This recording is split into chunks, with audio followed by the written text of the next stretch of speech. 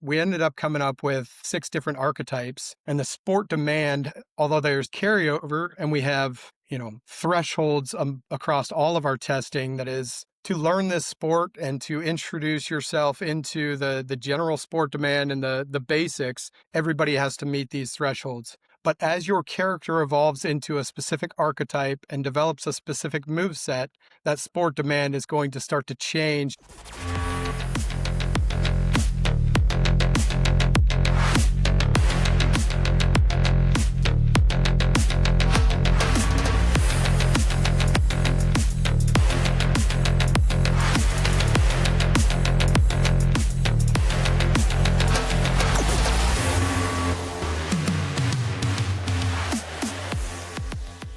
We're so very fortunate to have 3 phenomenal partners of the podcast. Play, Rock Daisy, and Output are all companies that I've worked with for many years and fully endorse. Make sure that you support them when you can, or let them know when you see them how much you appreciate them being part of this podcast. Guys, welcome back to the CEO Strength Coach podcast. I'm your host, Ron McKeefery, and super excited about this one. JP Major is the Director of Strength and Conditioning for the WWE. We are connected through a couple of degrees of separation, and we've gotten a chance to talk a handful of times, and I think he's doing things in a unique and creative way. And really excited to get into this episode where we dig into, a non-traditional sport, sport that not a lot of people have experience with. So man, I'm excited to have you on the show. Well, thank you. Thank you for having me. And you're right. It's very non-traditional. We'll talk about that. I mean, not too many people, when they're in college, you go through and you get case studies on football and basketball and baseball and hockey. I know you got a background in hockey with the NHL, and, we worked at Exos and things like that, but like you get thrown into the WWE, what was the kind of the first steps of kind of learning the demands of that sport, kind of that needs assessment? Well, it was difficult for me because I didn't grow up a WWE fan. So I hadn't watched hardly any of the product, didn't know, I knew maybe 5 of the prominent wrestlers. Felt terrible going into that. And that was one of the questions in the interview process when I was sitting down with the head wrestling coach. I was like, how important is it that, the person that takes this job on is, has a good understanding of the product, knows the wrestlers, is a fan of the product. And he's like, doesn't matter. I want somebody that knows performance. I want somebody that's going to come in here and look at it through a different lens and apply, sound fundamental practices and learn with us. And so obviously I felt great about that first meeting because I knew as we got to know each other, he would have my back on all things. But my first step was immersion. I wanted to obviously started watching the product, watched old matches, everything back from like the 70s, 80s, all the way to and then the Attitude Era, and then up to, the current product. We run with our new talent that we hire. Every class that we hire, we run something called History of Wrestling classes. So I asked, can I jump into those as well? And they're like, oh, absolutely. We'd love that. So I started jumping into those classes, and they're once a week, and they're about an hour and a half, and they cover about a decade at a time, and they run them through series. And I think the first class, one of our coaches was talking through, I don't know, maybe we're 70s or 80s.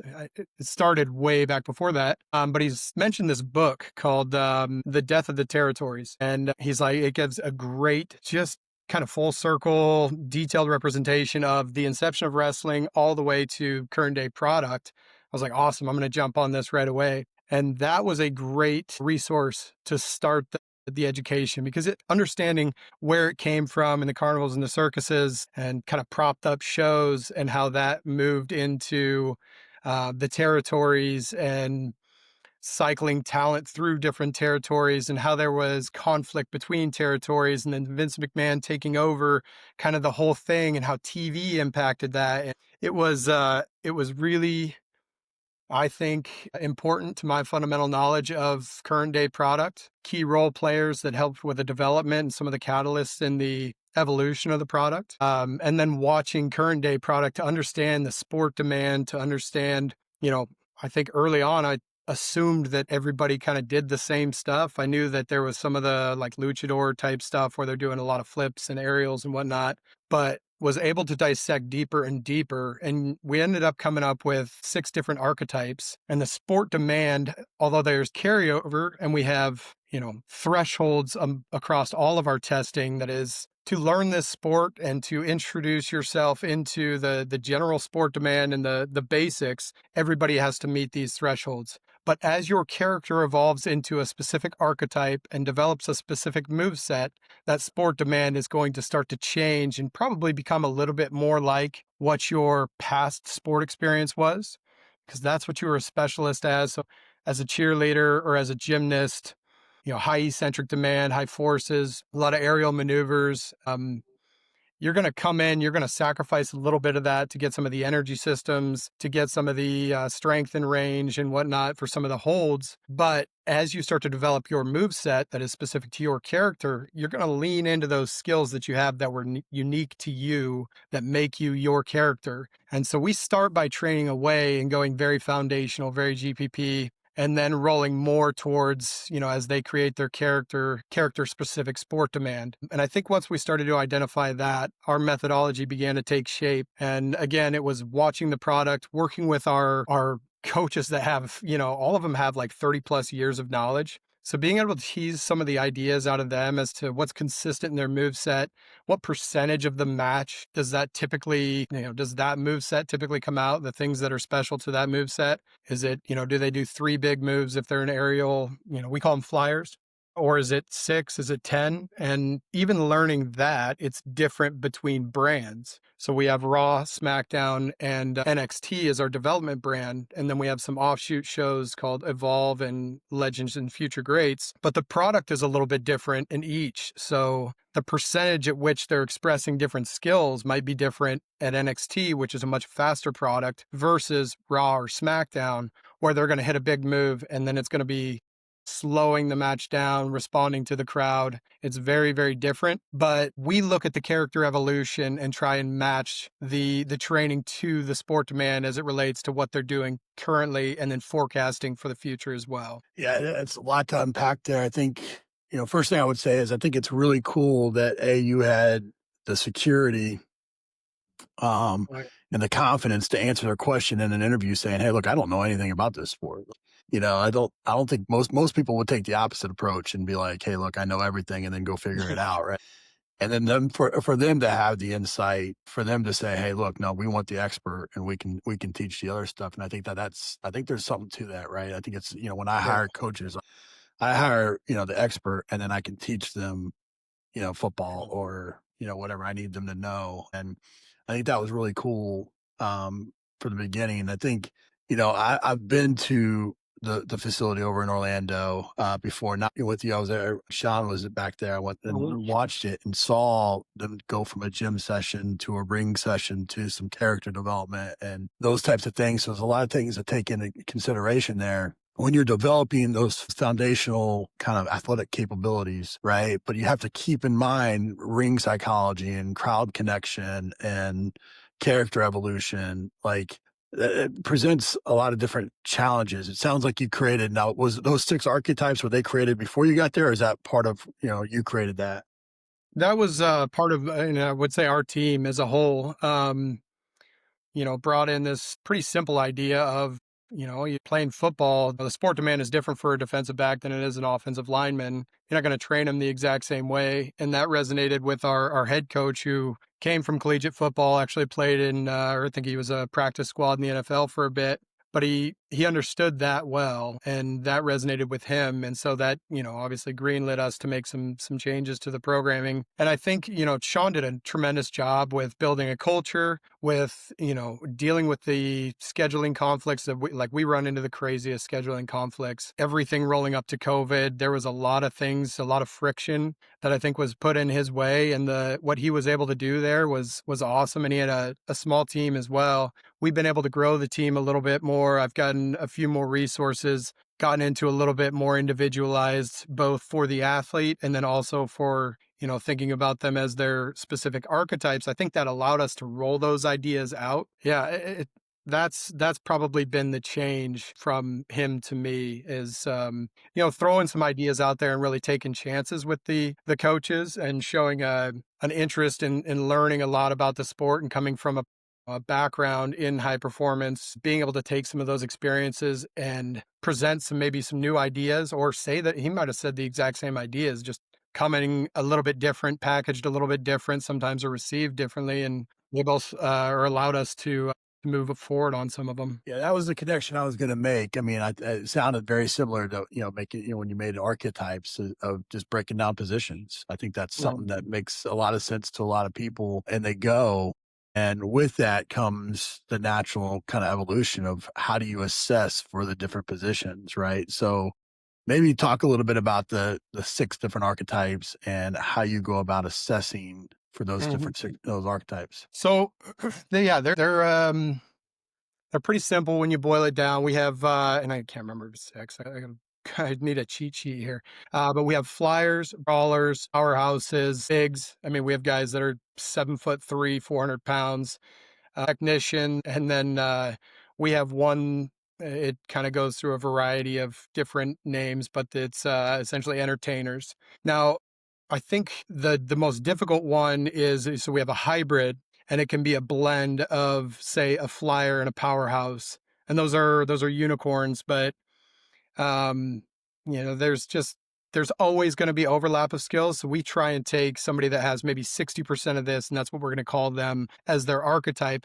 But we are also going to understand that when we're testing and setting thresholds and benchmarks, that we're trying to meet a standard in another KPI or another whatever physical quality that's unique to their other sub archetype, if you will. And when we bring them in, we bring them to a very general tryout. It's largely based around, are they coachable? Can they learn the basic maneuvers, which are rolls, rope running, bumps? A bump is when you throw yourself onto the mat and actually hit your back onto the mat. It's retraining them to, they're not supposed to protect themselves when they fall, like learning how to roll out of them. They actually throw themselves onto their back, keep their chin tucked to protect their neck. But can they take these chances, learn these basic skills? And then the large bit that we're taking from those tryouts is the creative side of things. And we have similar a similar process as to how we're evaluating those attributes. So things like star factor, projection, tone, rhythm, um, their appearance, do they dress the part? Does their dress match their character that they're trying to convey? So we created an evaluation system for both the physical side of things and the entertaining side of things, and have used those in our tryout space and in our development pipeline. But it really started in our development pipeline, allowed us to feed into um, our recruiting strategies. I'm trying to go back to the original question here, but what we look at early on is, what is their current sport demand? What are their current strengths? So if they're a linebacker, they might be a great athlete that's more of a powerhouse, but they have some crazy athletic skills where they can do some flips. If they're a rush end or something like that, and I'm taking some examples specifically from football, they're Sure. likely going to be some sort of just straight up powerhouse. Our basketball guys, that we'll bring in that are 6'8" and above, we'll put some size on them and they'll be our bigs. People that come from gymnastics backgrounds, cheer backgrounds, acro backgrounds are largely our flyers. And then so we use the same testing battery for everybody, and we'll set our general threshold across the board, but we'll set obviously the benchmarks for our flyers on, say, their eccentric demand, eccentric force absorption is going to be significantly higher than our bigs, who are mainly ground and pound. Where our brawlers and our technicians are going to be, their threshold on something like energy systems is going to be higher, because it's a lot of go, go, go, chain wrestling, a lot of action. It might not be a lot of explosive movements, but it is more energy systems related. So those are the examples I think that best highlight how we test and how we kind of specialize their move sets after recruitment and tryout process. So you've identified this kind of testing battery and assessment, and then you go and you kind of bucket them from a training perspective. I guess let's start quickly with just, when you're talking about energy system, I mean, there's tons of research for the shuttle or whatever for football, but there's not much for wrestling. Like how did you go about deciding which test What tests do you do, and how'd you go about deciding on them? So that's a difficult one for us because you're obviously limited on time, space, resources. Their schedule is a big one. It's very demanding, both physically and mentally. And if we want them to do this 3 times a year and engage and get competitive around it, we need to find something that is, specific to what we're looking for. It becomes a little bit more of a work capacity test, but and we didn't want to do a running based test because a lot of our athletes they're just not skilled runners unless they come from a sport that is field based, change of direction based. But we wanted to keep the playing field as level as possible. So we do an equipment based test that works. It's cascading, so it has a little bit of a upper body tax, lower body tax, total body tax. But we do a VersaClimber for distance. Then there's a 1 minute recovery, a ski erg for distance is then a 1 minute recovery, and then we do an assault bike for calories. And they're different for male to female in that one. So we get a total time, a max heart rate, and a recovery heart rate. Obviously, I'd like to leverage a little bit more specific energy systems and understand, what we're evaluating a little bit better. However, we're just limited on equipment and technology right now. I think that's something our staff we take pride in. We want to always evolve. Like, what is the best thing we can do right now? And that was the test that we came up with that fit our current space, technology, schedule, you name it, the best, where there were not massive consequences for the athlete on the next day because they got to go to practice sometimes later that day. Obviously, the next day they may have a show. So most of it is concentric only. It's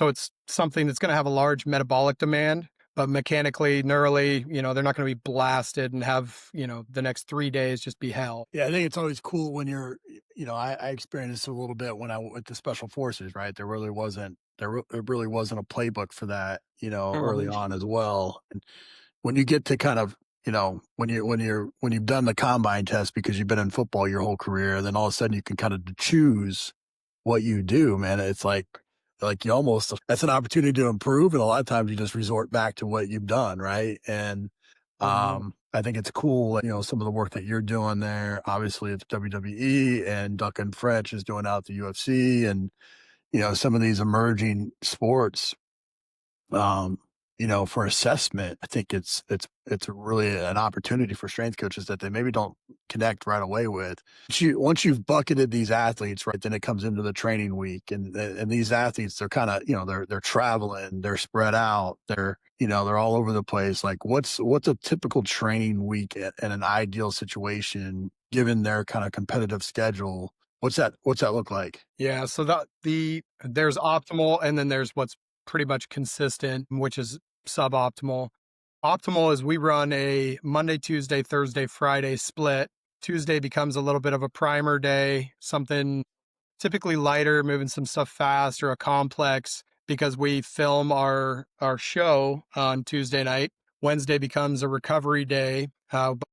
Try and get 3 high quality training sessions a week, regardless of our situation. This is largely for the development or feeder side of the company, where we have 115 athletes. A group of them are performing every Tuesday night on NXT TV.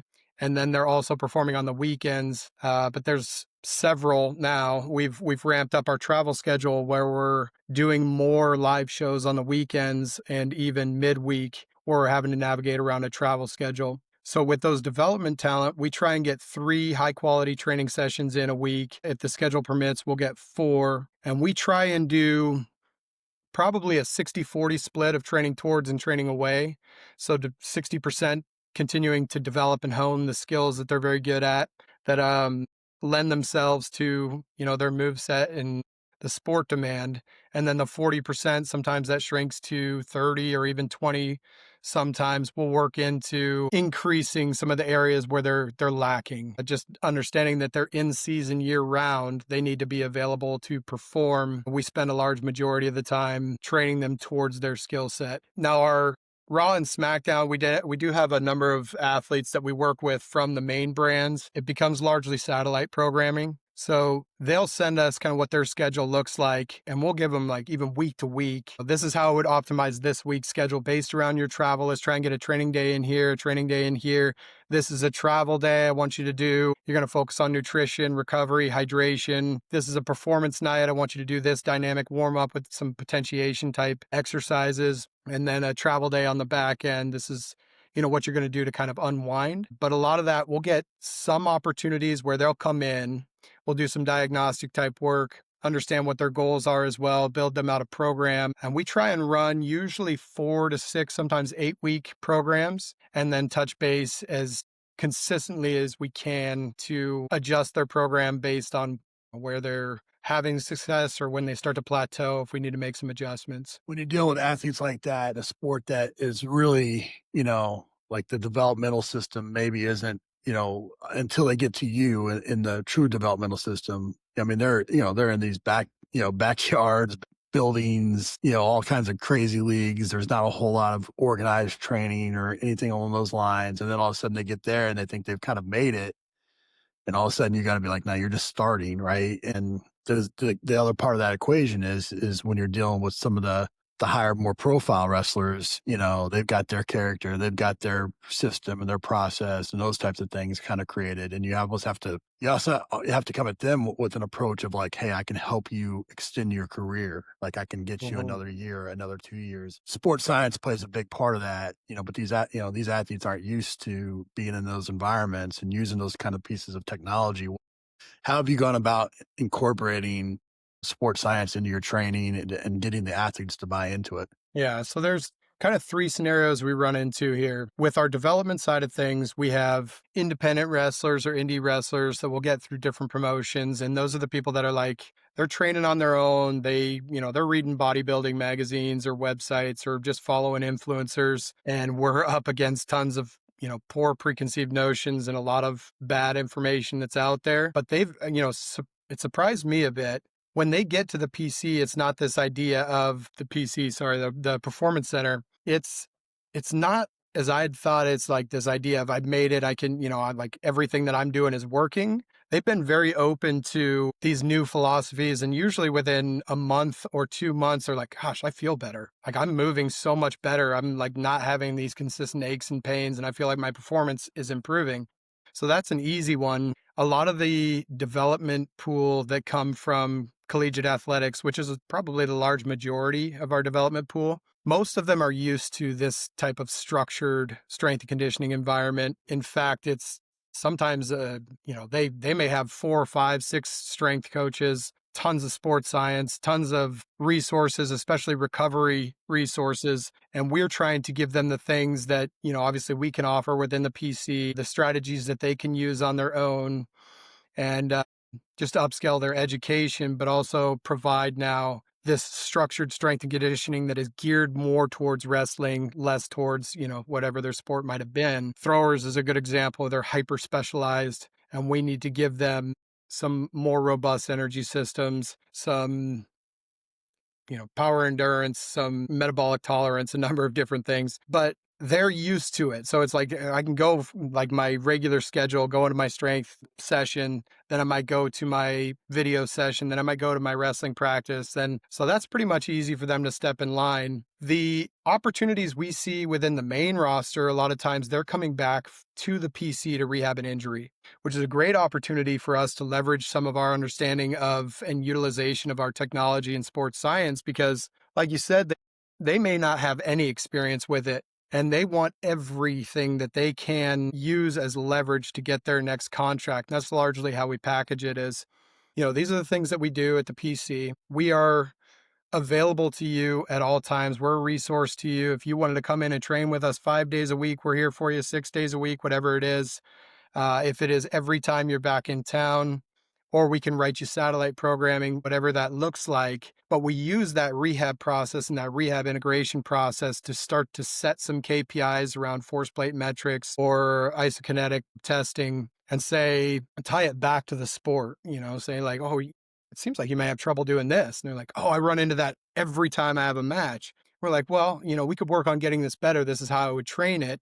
And those are just massive opportunities to gain buy-in and get get those guys to come back and make it a regular thing at the Performance Center. With a lot of our main roster talent, though, they come from bodybuilding, CrossFit, powerlifting backgrounds, and getting them to latch on to some of the new ideas, and they're not new really, and we try and take a little bit from everything, have a big toolbox and use the appropriate one when we need it. But it is starting with, like, you got to move well, you got to have the joint range of motion, you got to be able to express movement appropriately and express that joint range of motion appropriately. Where you do have compensation, we got to nudge things in the right direction with, strategy over an appropriate timeline. And that rehab integration side of things is a great opportunity to demonstrate the efficacy of, like, the way we do things. And a lot of times we have successful outcomes with, bringing some of those main roster talent along for the ride through their integration process, but also then thereafter, and seeing success there, and how, man, I feel better than when I was like 10 years ago. And that's always the goal. Is I want these guys to make hundreds of millions of dollars and do this as long as they want to.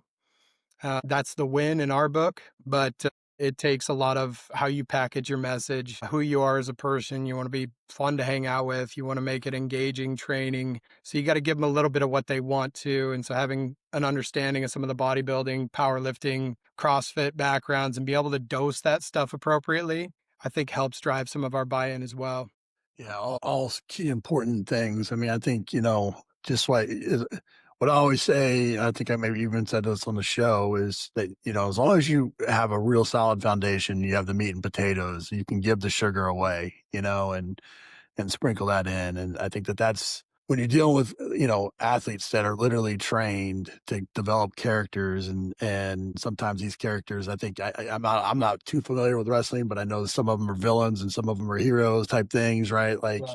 it's easy to tap into that villain probably a little too much sometimes, and dealing with that's probably fun. But let's talk about, before we kind of end the show here with some quick questions. One last question I have, there's a lot of coaches that are listening to this, and maybe they grew up wrestling fans, and this is something that they hadn't even really thought of as a potential career path. What is the way that somebody that would be interested in a career in strength and conditioning for professional wrestling, how would they go about getting into it? So I think the only formal, you know, there's obviously the opportunities with there's other promotions. You can market yourself to other promotions. Um, AEW is a big one. They provide, a sports medicine team, but they don't have like a performance side of things. Most of these promotions, it's just left to the athletes. We're the only promotion that provides a full service performance team, including a full-time registered dietitian to as a resource for our talent. But I think at the starting level, starting to work with some wrestlers with whatever promotion is closest to your area, and a lot of the coaches that follow wrestling might know some of the other promotions. They're endless, and they're usually regional based. But outside of that, we are looking to start an internship program spring of 2026, where we want to bring on 1 to 2. I'd like to do 2 interns every semester, and they could just, reach out to me and our team, and I can give you my contact information. That would be the best way to get into the WWE, or Instagram. They can hit me on Instagram as well. But absolutely, I think it's even just talking shop if they're interested in wrestling, like, and their strength coach, talking shop about the way that we've implemented some of our strategies and get some creative juices flowing. It's been a lot of fun. It's a great, you know, selfishly opportunity for me to pick their brains and vice versa. But I think our department is only going to continue to grow. So there will be opportunities within the WWE over the next year, 2 years, and 3 years. I think it's going to grow significantly. That's great information. All right, quick answers here. One mistake young coaches make. Trying to make money early would be one. That's an issue we're having with a lot of the internship deals is I can only do whatever 6 hours a week, or how much does it pay? And I could probably give you a couple others, but I think, and wanting to train pro athletes right away. I got and continue to get so much. I got 3 young kids, but you learn so much about the efficacy of your coaching and the fundamentals working with youth athletes that are just going to continue to be the foundation of your training, working with, pro athletes. that stuff becomes easy if you can work with a 10-year-old girls soccer team and teach them basic concepts, isometrics, give them a strong foundation in movement, make it fun. But a lot of these young coaches I'm meeting are like, oh, yeah, how do I get to work with pro athletes? I want to work with NHL players or NFL. I'm like, go work with youth sports. It's awesome. Like you're going to get so much better. Yeah, you definitely got to balance that coaching development with the networking piece and all the things that Yeah. come with it to get those opportunities. But I couldn't agree with you more. If you could shadow another coach, who would it be? Hmm.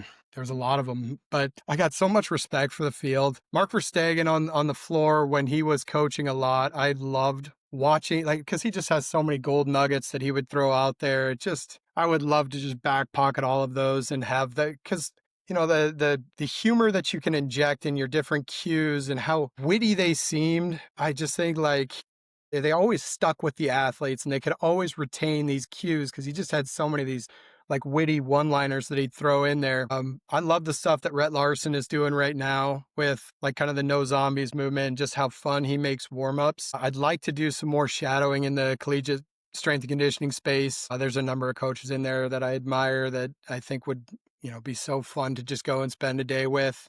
But those are a couple that I think are doing some really neat things. And then obviously Mark is that was the foundation that I got to see him coach a number of times. Have worked with him a number of times, but in his like prime where he was coaching a ton, I'd love to go Yeah, back in time and just be like a sponge in that era. he's one of the best. Give me a book or resource you recommend. Depends on the level of coach. For better or for worse, I do like Starting Strength as a for young coaches and just understanding intermediate or novice, intermediate, and advanced training ages and how that pertains to adaptation is, it's usually one that I think is a great one to start on the basics of strength and conditioning. Also like How to Win Friends and Influence People from the psychological side of things and just understanding how to talk to people. One that we used to always read, I'm going to go three of all these quick hitters, sorry. But one of my early coaching books,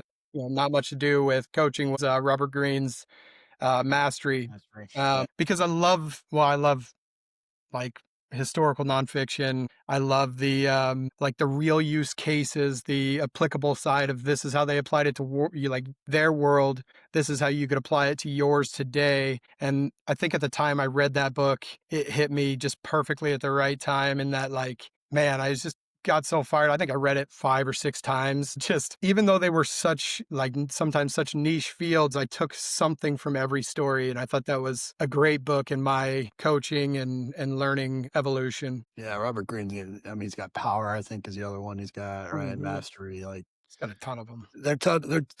They're tough reads, but It can they're be. very insightful for sure. Yeah.